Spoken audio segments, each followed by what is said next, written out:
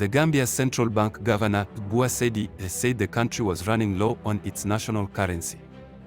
The tiny West African country had to redesign its currency after the defeat of former President Yahya Jammeh, who ruled the Gambia from 1994 until he was forced into exile after refusing to accept defeat in the 2016 elections. Jammeh is accused of human rights violations and killings of political opponents during his 22-year reign. Had images of himself on the nation's banknotes. After his ouster, the Gambian central bank set about destroying those images. Now, the Dolasi notes have images of a fisherman pushing his canoe out to sea, a farmer tending to his rice paddy, and a spattering of colorful indigenous birds. The Gambia doesn't print its own currency. It places orders with UK companies, resulting in a shortage of liquid money. But Gambia isn't alone. At least 40 African countries print their money in the UK, France, then Germany. Decades after independence, raising questions about self-sufficiency. It comes at a time when the African Union is trying to usher in a golden, made-in-Africa age. That should see Africa beef up production and enjoy greater profits. Among the top firms that African central banks partner with are British banknote printing giant De La Rue, Sweden-based Crane, and Germany's Giesecke+Devrient. It is perhaps surprising that almost all African countries import their currencies. The practice could even raise questions of national pride and national security. For richer countries like Angola and Ghana, there's also the issue of real autonomy and economic sufficiency. Most countries are tight-lipped about their currency printing processes, likely for security reasons. The printing firms are even less transparent. Ethiopia, Libya, and Angola, along with 14 other countries, place orders from De Louisiana Rue, which is a UK money printing company. 6 or 7 other nations, including South Sudan, Tanzania, and Mauritania, are said to print theirs in Germany.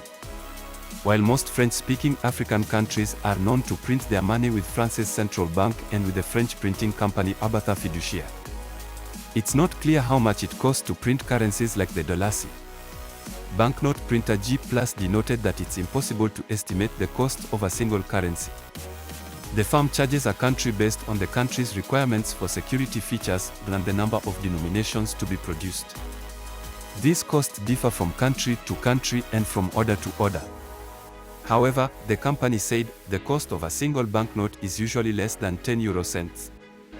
In 2018, a central bank official in Ghana complained to local journalists that the country spends huge amounts for its UK orders of the Ghanaian cedi. Since countries usually order millions of banknotes in containers, they usually have to pay hefty shipping fees. In the Gambia's case, officials say shipping costs rack up a bill of $92,000. While it may sound odd, analysts say that African countries printing much of their currency abroad is not unusual. Many countries around the world do it.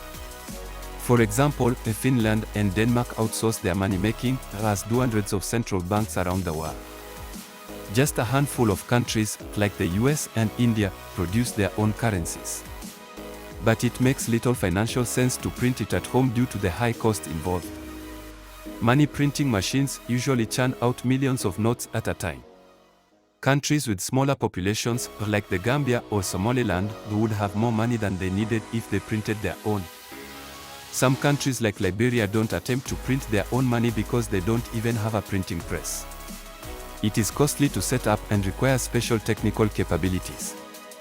Only a handful of African countries, like Nigeria, Morocco, and Kenya, have enough resources to print their own currencies, or mint their own coins, and even they sometimes supplement production with imports. Some individual countries attempting to produce their own currencies could fall victim to corrupt officials or hackers who might attempt to forge or manipulate them. In many cases, outsourcing is more secure. Even with importing, there can be challenges. Containers of Liberian dollars shipped from Sweden disappeared in 2018, although the government later accounted for it. Meanwhile, firms like De La Rue have existed for hundreds of years, mass-producing for central banks across the world. But outsourcing is not without disadvantages. Some countries could find themselves on the receiving end of economic sanctions. In 2011, for example, the UK withheld orders for Libya's dinar from De La Rue after the UN sanctioned the late leader, Muammar Gaddafi. But why not print the notes in Africa? Printing banknotes in Africa would boost profits on the continent and, at least theoretically, African countries could choose those with printing capabilities since there's likely some idle capacity. Still, there's hope that change could be on the horizon.